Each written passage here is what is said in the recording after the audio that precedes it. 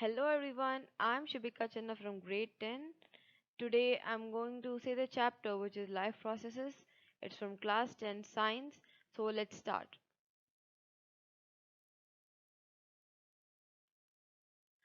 So what are life processes? The processes which maintain body functions and are necessary for survival are called life processes.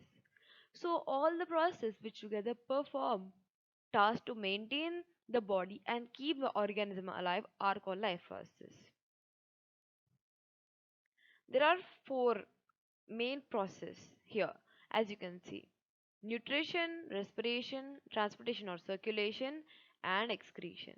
Instead of that, we also have seven essential process which is in common: movement, respiration, sensitivity, growth, reproduction, excretion, and nutrition. But in this chapter we are only going to study about the four main processes. Let's start with nutrition. So, what is nutrition? The process of taking nutrients from food is called nutrition. It is a critical part of health and development. So, let's know what is a nutrient actually. A nutrient is a substance which an organism obtains from its surroundings and uses it as a source of energy or for the biosynthesis of its own body constituents. So what so nutrition is a process of intake of nutrients by an organism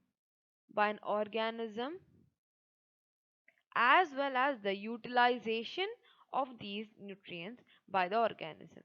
So I hope you understood what is nutrition and nutrients. Let's see the modes of nutrition. The first is autotrophic.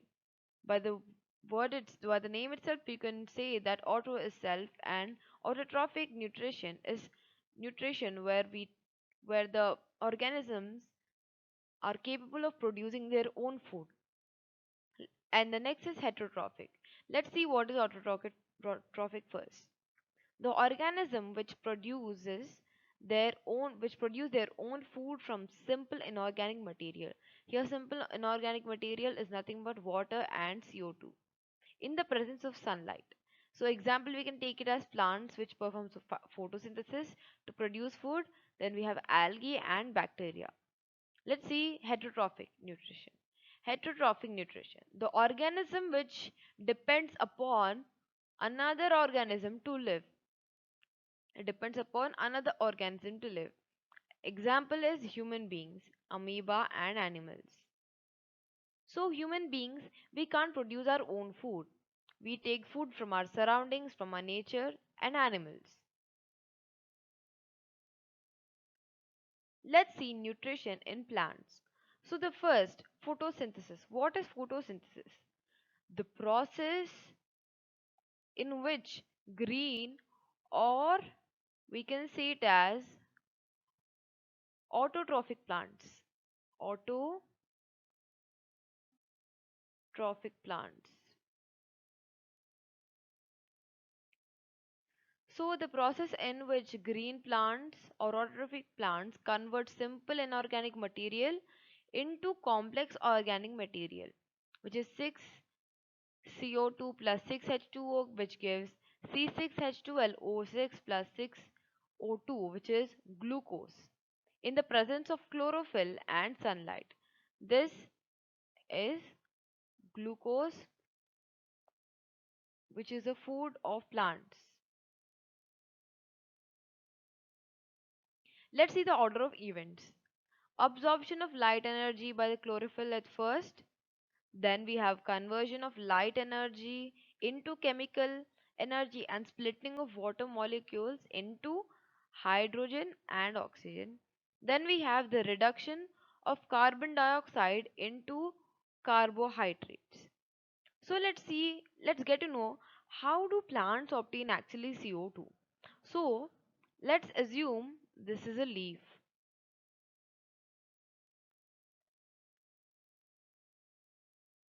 and there are, let's magnify this more. We see small pores on the underside of the leaf surface which are called stomata.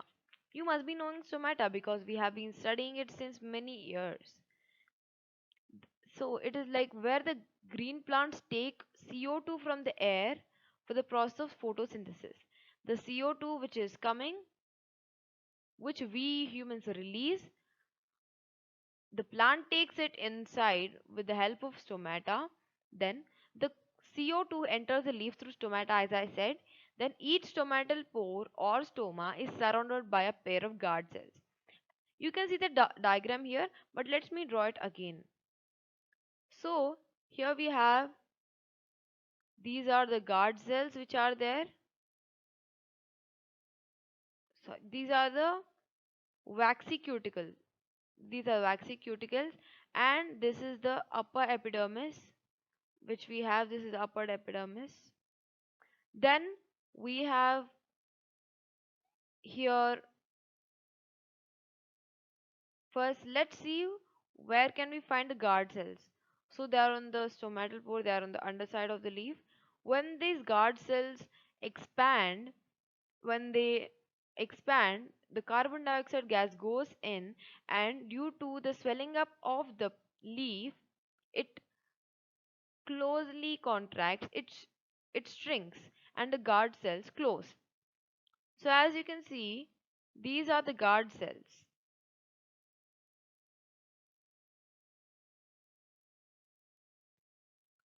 which are important, like for the opening and closing of the stomatal pores, which they're controlled by the guard cells. So when the water flows into the guard cells, as I said, they swell up, they become curved, and they cause the pore to open up, and that time the CO2 comes into it and the exchange of gases take place. So on the other hand, when the guard cell loses water, I said, like when there is shrinkage of water, they become straight and they close the stomatal pores. So let's see. Then I said the exchange of gases, but not only CO2, oxygen is also there. Then the oxygen gas produced during the photosynthesis goes out through the stomatal pores of the leaves, as we can see. So thus the gases exchange in the plants takes place through stomata in leaves. So let's see what are chloroplasts now. Chloroplasts. These are the small organelles found in plant cell. It contains chlorophyll which absorbs sunlight for photosynthesis. As you can see, I said you that I'll see what are these later. So these are the chloroplasts. These are the cells where we have chloroplasts here, and inside these chloroplasts, chlorophyll is present. Inside them, the green color pigment, which is chlorophyll, is present. So let me give you a question. So do you think the leaves which don't have, which are in different colors, like we have red color, we have pink color, do you think they don't perform photosynthesis? Because they don't have the green color pigment, which is chlorophyll. No, actually they perform photosynthesis. Apart from the thing that they have different color chlorophyll, they do perform photosynthesis. Let's see the next slide. Let's go to heterotrophic nutrition now. So let's see the first, which is saprophytic. They obtain food from dead or decaying organic matter like bacteria and fungi and etc. So these are the saprophytes where they obtain the food from dead and decaying organic matter like bacteria which is present in the ground, and they feed upon dead and decaying matter, and that's the way of their living, that's the way of their nutrition. So let's take parasitic. So they obtain food from another organism without killing them. There are many parasitic plants also which depend indirectly or directly on the host. Let's see what are the examples. The first is mosquito. Mosquito bites us, so we are the host, and that is it is a parasite, so it is a parasitic nutrition. Then we have leeches, ticks, and lice in our heads. Then we have holozoic, the last one. The mode of nutrition which involves ingestion digestion, absorption, and assimilation of liquid or solid organic material. Examples: animals, human beings, and we can also take amoeba and etc. So let's see what is ingestion, digestion, absorption, assimilation here. So take an example of let's take example of amoeba. Everyone must be knowing how is amoeba. It is irregular in shape and it is single cell organism. So we are not talking about reproduction. So let us directly get into nutrition of amoeba. So let's see ingestion. Amoeba ingests its food by using pseudopodia. So let's see what is this pseudopodia. As I wrote a diagram, it is like they are finger-like structures which take in the food particle. Let's assume this as a food particle, and they are finger-like structures which come forward to take in the food particle.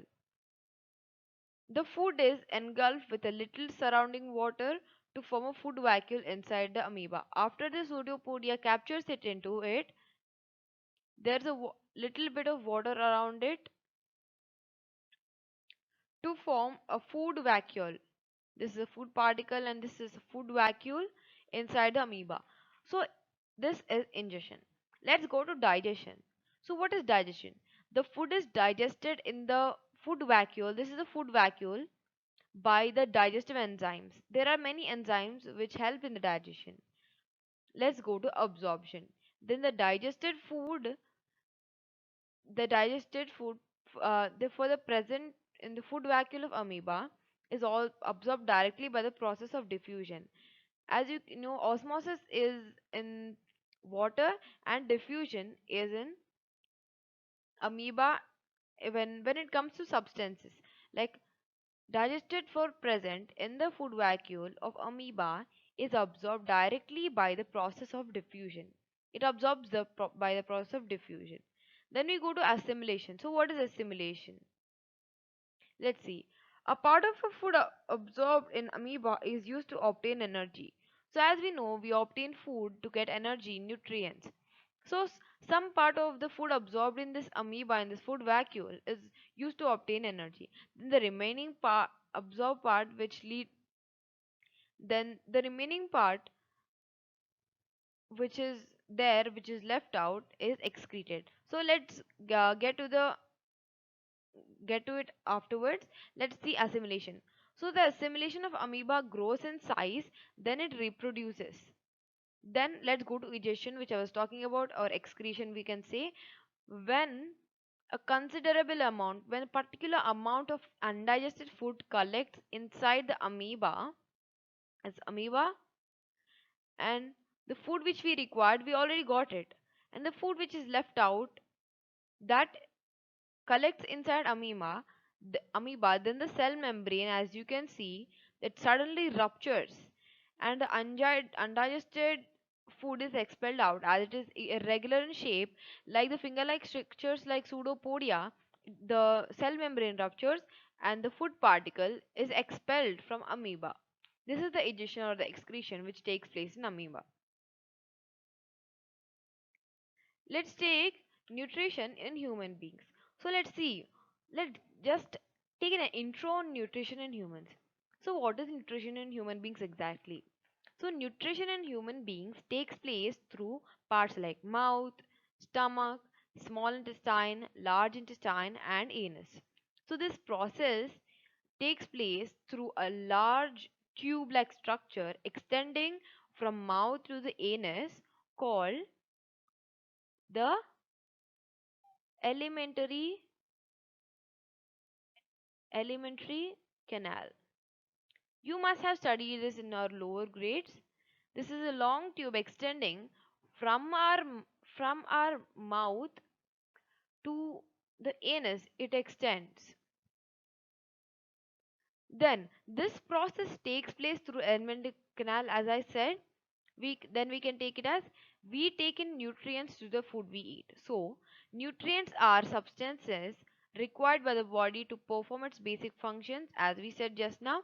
So let's move on to nutrition in human beings. What are the stages involved and the steps involved in the process of taking the nutrition? Let's see.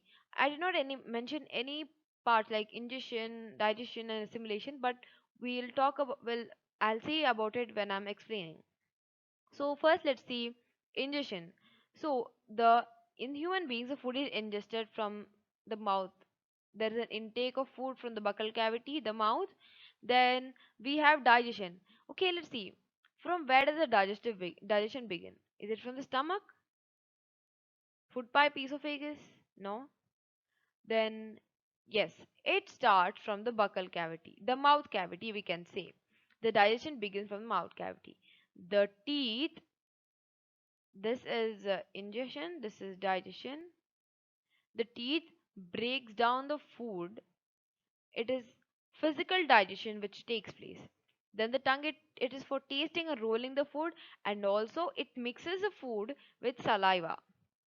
Then we have the salivary glands which secrete the enzyme salivary amylase. Here, salivary amylase, which breaks down the starch, which is food, into simple sugars. So I think you got this. Then let's go to esophagus. From the teeth, from the glands, after it mixing with the salivary amylase enzyme, it it is a slightly digested food in the mouth. Then it is swallowed from the tongue here into the esophagus. Yes, the food pipe. Let's assume this as the esophagus, which is a food pipe. So this esophagus carries foods to the stomach, taking food from mouth to stomach by peristaltic movement. So what is this peristaltic movement? Let's see. So walls of the food pipe. Let's assume this is a food pipe. This is the esophagus. The walls have muscles which can contract. Contract is going inside shrinkage and expand alternatively. So this is the peristaltic movement. So when the food comes inside, there is there is an expansion. When it moves, there is a contraction in that place. So this is the peristaltic movement. So this movement pushes slightly digested food into the stomach. This is the stomach. Let's assume this is the stomach. This is the esophagus, the pipe, and it allows the food, slightly digested food, into the stomach. So next, let's see. Stomach is large organ, so it expands when the food enters it. So what happens in the stomach? The food is churned in the stomach. It breaks down into smaller pieces, forms a semi-solid paste. It breaks down the food particle into smaller pieces, which is in a form of paste. Then the stomach wall contains glands. So what are these glands? They are gastric glands. So in the so due to the presence of this HCl, pepsin, and mucus, so these gastric glands, what do they release? They release gastric juice. This gastric juice contains HCl, hydrochloric acid, pepsin, and mucus. Due to this HCl, the medium becomes acidic, where we kill the harmful bacteria of the food. Then what does pepsin do? It breaks down the proteins into amino acids. Amino acids are nothing but a group of amino acids make proteins. Then we have mucus here. What is mucus? This protects the inner lining of the stomach. As we have hydrochloric acid present inside our stomach, this mucus is protects the inner lining of the stomach.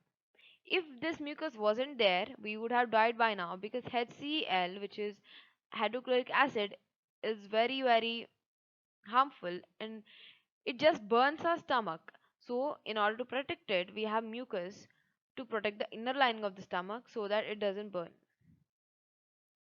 Then let's get to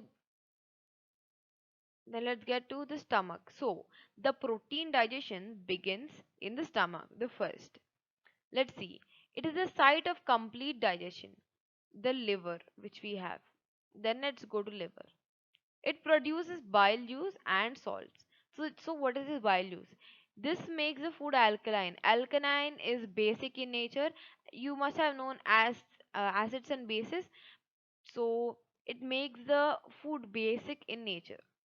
Then it also breaks down the food into simpler substances. Then we have bile salt. So this breaks the large fat globules, and this is called emulsification. So this is the big fat globule which we have, and due to this emulsification, the big fat globules are broken down into smaller fatty acids. Then we have gallbladder. So this gallbladder stores the bile juice and bile salt which we just read about. Then we have the pancreas. So pancreas secrete two main enzymes which is lipase and trypsin. So what does these both do? This trypsin breaks down protein into amino acid, and the lipase, it breaks down emulsified fat. This emulsified fat is still broken down into more smaller pieces with the help of lipase. Then we have small intestine. The small intestine, before we start, let's see some of the facts about small intestine. So, this small intestine is the largest part of alimentary canal. Can you believe it? Small intestine, for the name, it is small, but it is the largest part of the alimentary canal. Do you know why? Because it is so long that it is coiled inside our body, and do you imagine, it is 6.5 meters long, and it is the site where complete digestion happens. This receives secretion of two glands, which is, as I said, pancreas and the liver, where we are talking about the bile juice, bile salt, and all. Then this pancreatic amylase, this breaks down the starch, as I said. Then the trypsin and lipase also, we read about them. So let's see the absorption, assimilation, and digestion. Now, let's see absorption. So, this small intestine is the main region for absorption of the digested food. So, after the food molecules become so small that they can pass through the walls of small intestine, the inner surface of small intestine have like millions of tiny finger-like projections which are called the villi. Villi. Yes, this villi increases the surface area of absorption, and also supplies the food to this supplies food to blood vessels. Let's see assimilation. As I said, supplies food to blood vessels. Blood carries digested and dissolved food to all the parts of the body where it becomes assimilated. This is our body. This is a large intestine. This is our intestine. And where we have the blood vessels, these blood vessels flow and they give food to each and every cell of the body. Where it is assimilated, it is completely assimilated. Then the assimilated food is used by the body cells for obtaining energy and also for the growth and repair of body tissues and also cells. Then we have digestion. This digestion mainly takes place in the large intestine. So let's move to large intestine. So when the unabsorbed food passes from the small intestine into the large intestine, walls of the large intestine absorb more water from the material. So, whatever is not needed, the unabsorbed food, let's see. This is the unabsorbed food. These are the walls of the small intestine, as you can see. So, these walls absorb water from this material, the food material, which is unabsorbed and which is left out. They absorb water from this material, and the rest of the material is removed from our body via anus. That's why this, like this material, how is it removed? So it is removed in a form of fecal matter, feces, where almost the feces are dry because the large intestine absorbs all the water from the material. So this process starts in the long tube, as I said, it is alimentary canal, which extend from the mouth to the anus. Then the last part of the large intestine is called the rectum, as I was saying. So this would be the rectum. It stores, yes, here we have rectum. I can't see it. So let's see, this is the rectum, and this would be the anus.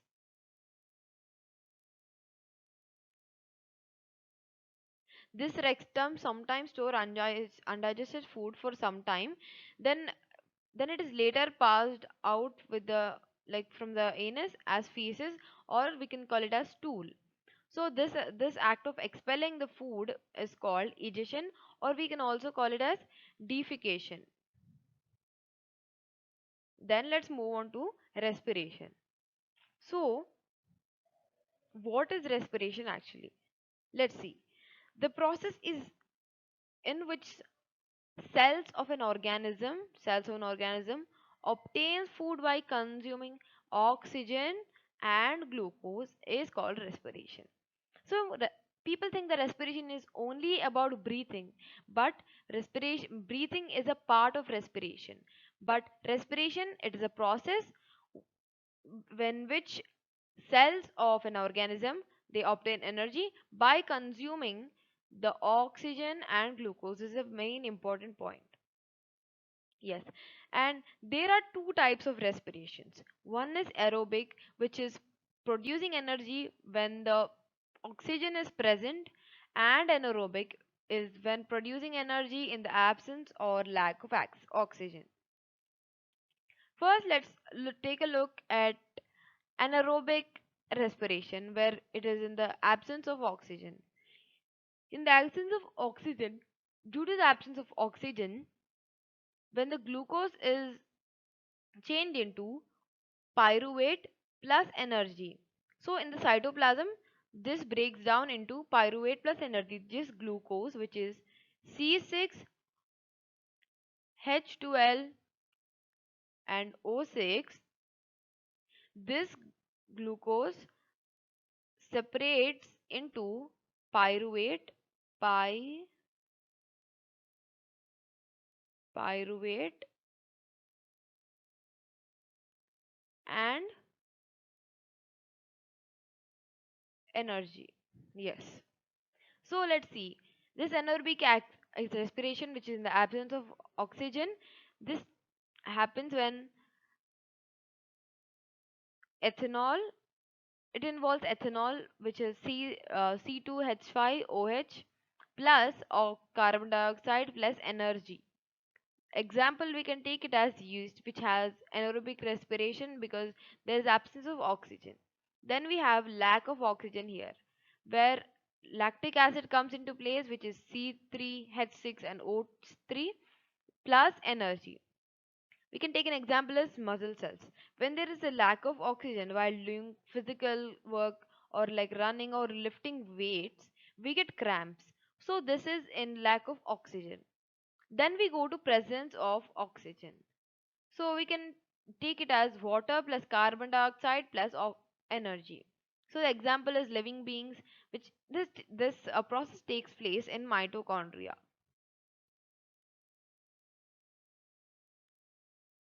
Yes. Then let's go to the human respiratory system. Before that, let me say the energy released during the cellular respiration is used to synthesize molecules called ATP. So let's see what is this ATP. Sorry, ATP. So this ATP full form is adenosine triphosphate, which is also called the energy currency of life. So this is about ATPs. Let's go to the human respiratory system. Human respiratory system. So in the human respiratory system, the first oxygen is taken into our body through the nose. Here, this is our nose. The oxygen is taken into our body first from the nose. Then air is filtered by fine hair present in the nose. As we know, hairs are present in the nose which block the bad or dirt air. It stops, the dirt is stopped in the hair, in the hairs of the nose. Then the pure air is given in the lungs. So from the nose the air is padded through the air is passed, sorry, the air is passed through the throat to the lungs. This is the throat. From the throat it goes to the lungs here. Just a minute. Yes. From the throat it goes to the lungs here, as you can see. So what happens in the lungs? Let's see. So the air passage divides it into smaller and smaller tubes and finally reach the alveoli. So let's see here. This is the lungs. This throat section, the air passage, this is the air passage, it divides, this is the air passage, it divides into smaller branches, and at the last they reach alveoli. What is this alveoli? Let's see.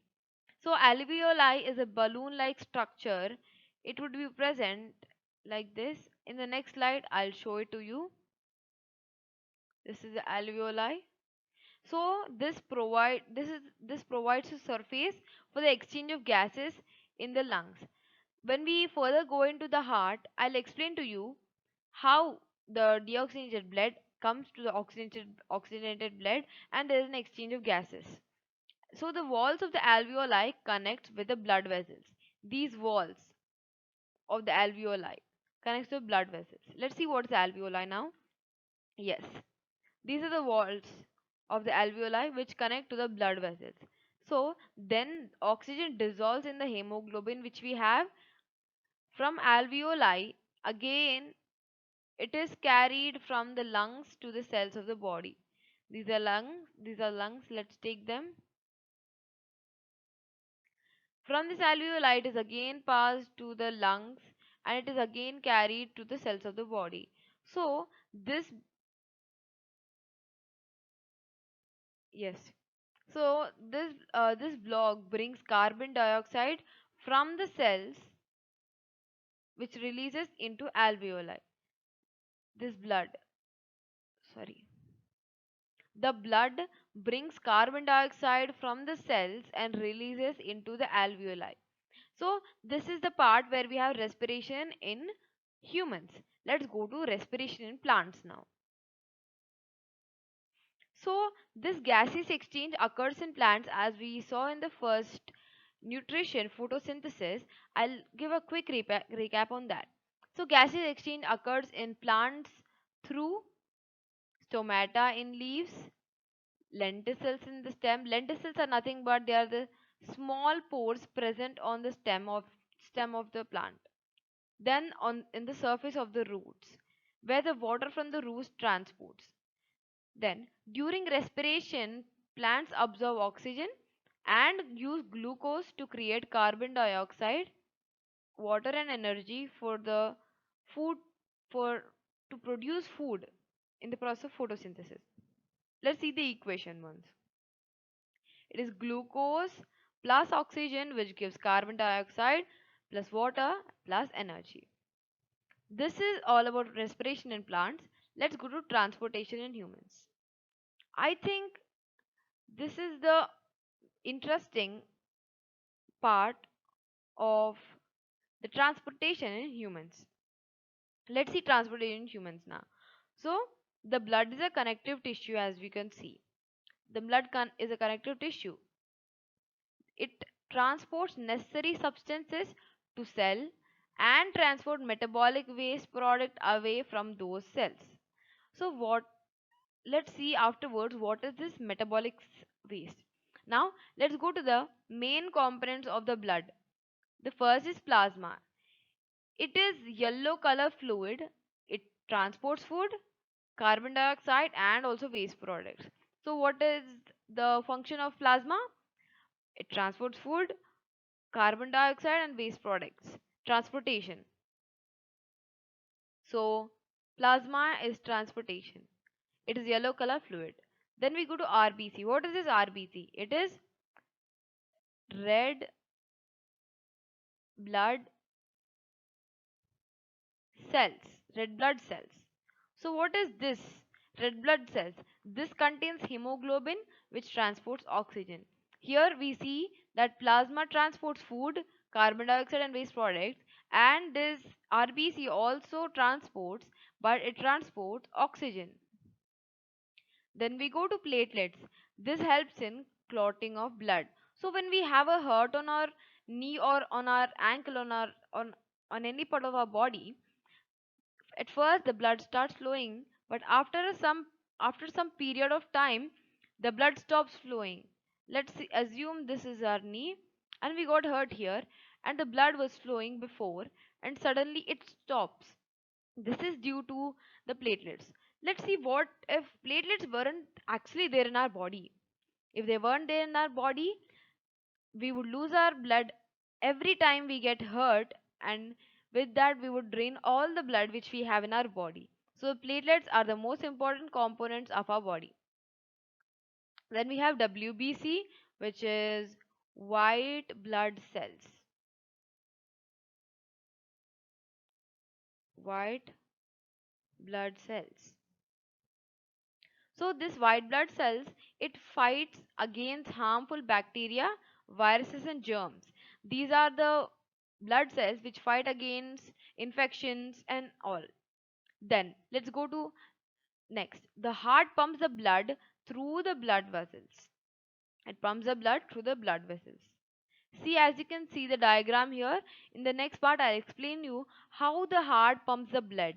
Let's see the parts of it. So let's see first. It is a muscular organ. It is completely made of muscles. It has two sides separated by a muscular wall. Four chambers. It has left atrium. This is the right atrium. This is the left atrium. This is the right ventricle, and this is the left ventricle. Where is it? Yes, this is the left ventricle. This is the left ventricle. Yes, this is vena cava.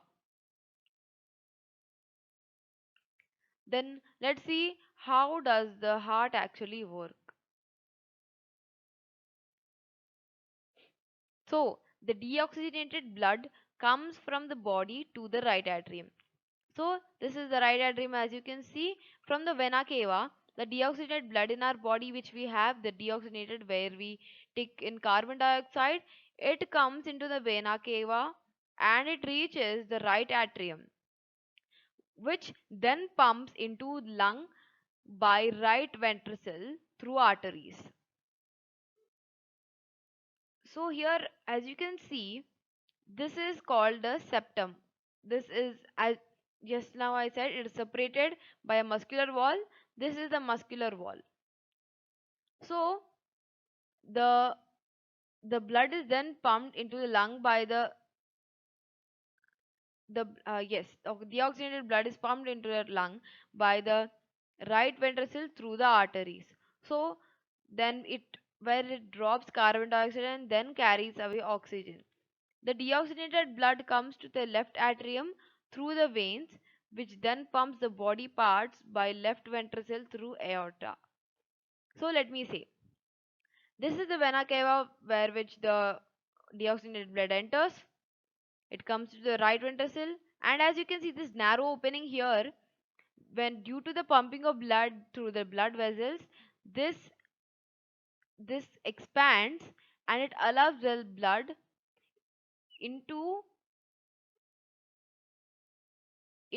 the pulmonary artery which we have as here. From the right atrium it goes to the pulmonary artery.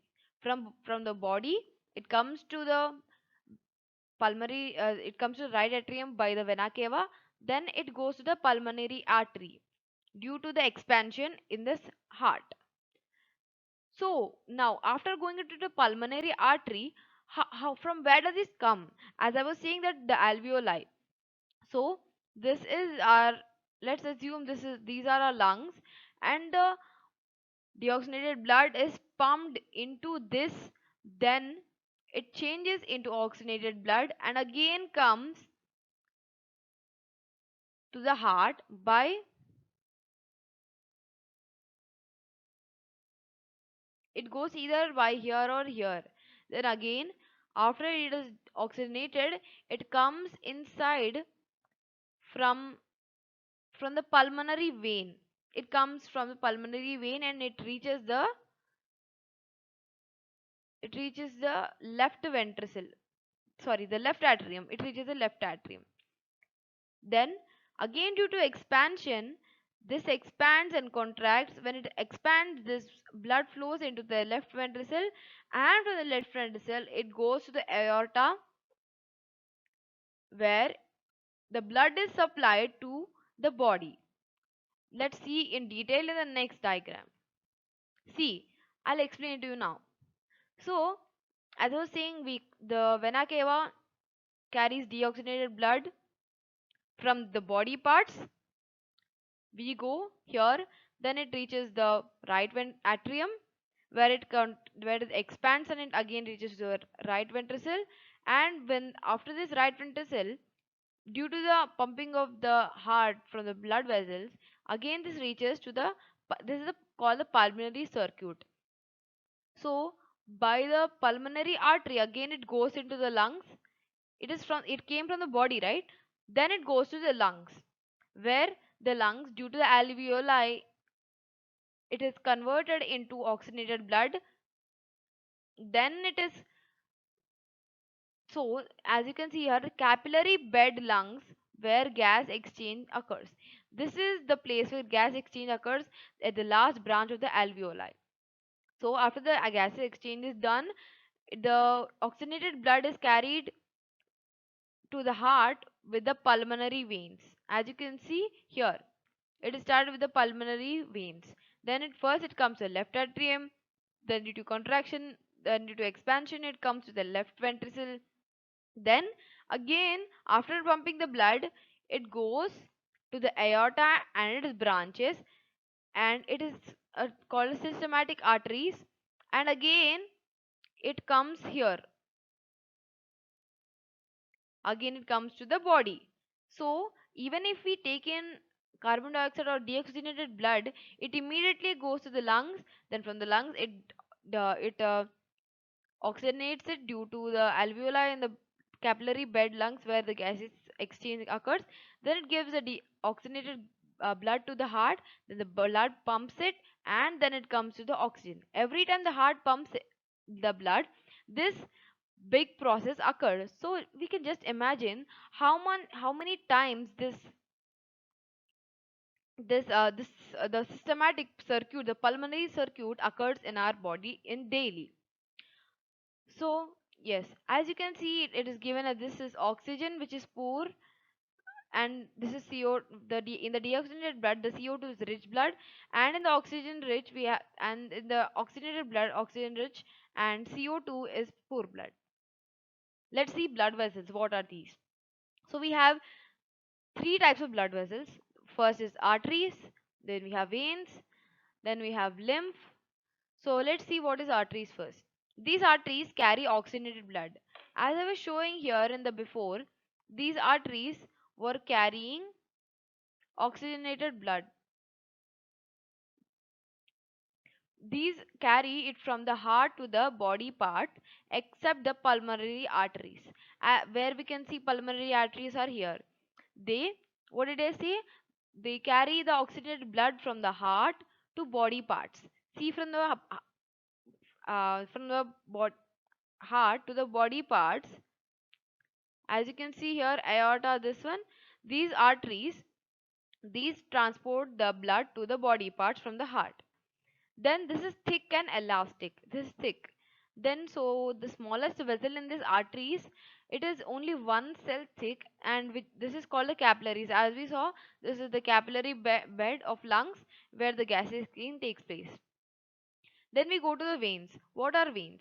These veins carry deoxygenated blood. As you can see here, these veins carry deoxygenated blood. So from the body parts to heart, except the pulmonary veins. So from the body parts to the heart, these veins, these systematic veins, these carry the these carry the deoxygenated blood from the body to the heart, except the pulmonary veins. Except the pulmonary veins are these. These are the pulmonary veins. Except that it carries to the heart. Then we go to lymph. What is this lymph? Lymph, it is also a transporter fluid. So the pores in the walls of these capillaries, as I said, capillaries are one cell thick arteries. In the pores in the cells of in the walls of capillaries, some amount of plasma, proteins, blood cells escape the intercellular spaces of the tissues to form the lymphs. So as you can see, we have some of the spaces here. So to escape those, they escape these cells where we have some amount of plasma, proteins, blood cells, and these form lymph. So it drains away the excess tissue metabolism. This drains out. Then it also absorbs and transports fat from the intestines. And also one more point is it is colorless. The lymph. So let's go to transportation in plants. Transportation in plants is simple. So there are two main things, which is xylem and phloem. So what is this xylem? So xylem, it transports water and minerals from the roots to the leaves. So basically we can say transports water and minerals from the roots to the highest point of the plant, which is a leaf. And phloem, this transports food materials from the leaves to the other parts of the body, like growing parts of the body. Then we can see this transportation takes place upwards, and the phloem transportation takes place downwards to the roots, and this is to the highest point of the plant. Then we can see this xylem is composed of dead cells and phloem is composed of living cells. This xylem, it has a thick cell wall, but the phloem has a thin cell wall.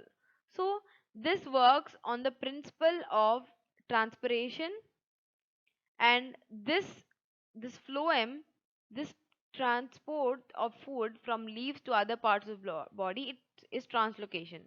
So this follows the translocation and this xylem follows transpiration.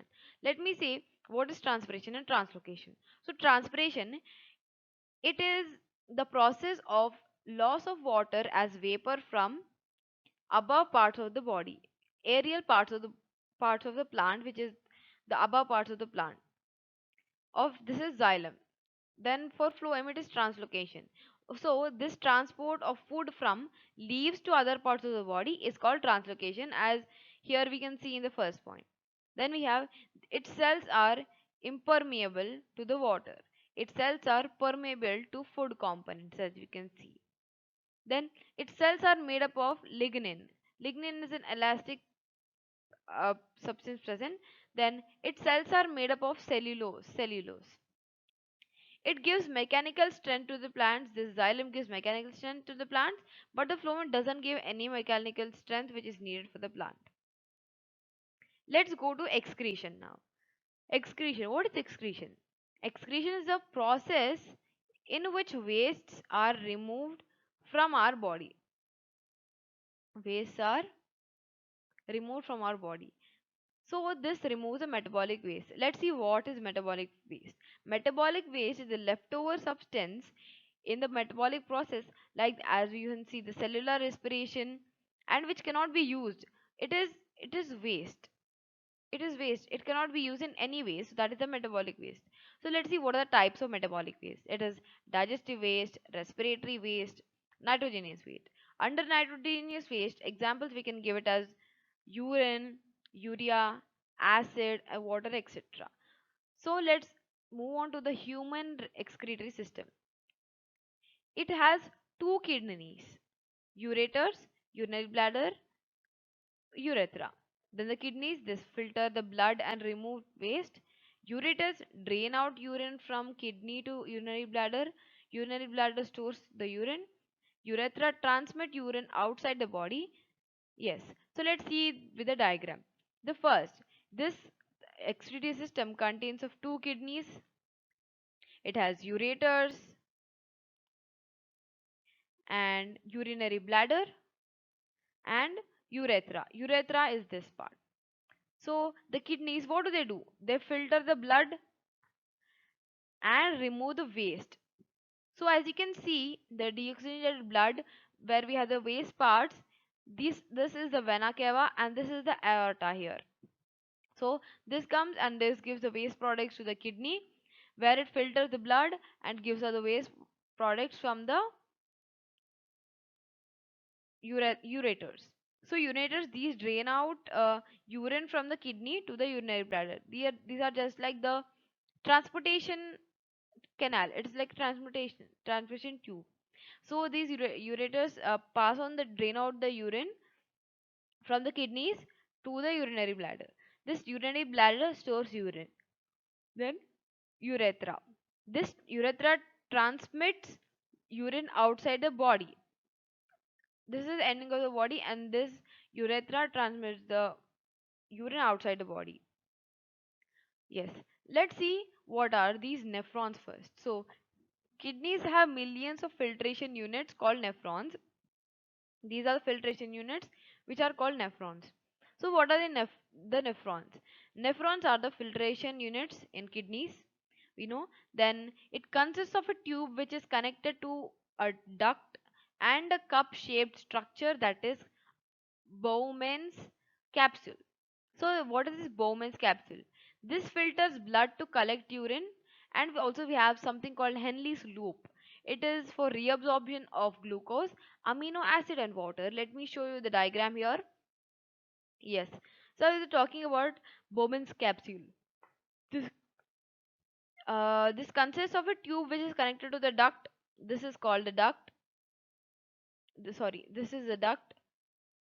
So as you can see, this is one of the nephron, and we have many ducts, and there are millions of nephrons connected to these ducts. This is a duct. Then and a cup-shaped structure that is Bowman's. This is the cup-shaped structure which is called the Bowman's capsule. And what does it works? What does it work is it filters blood and collects urine, as you can see. Then what is Henle's loop? As I was saying, Henle's loop is a loop here. It is present here. This is called a Henle's loop. They haven't given it here, but Henle's loop is one of the important thing we need to know in the nephrons. So this Henle's loop is used like it is used in the reabsorption of glucose, amino acids, and water. So then the urine enters into the ureter through the duct and gets collected in the urinary bladder, as we saw in the before.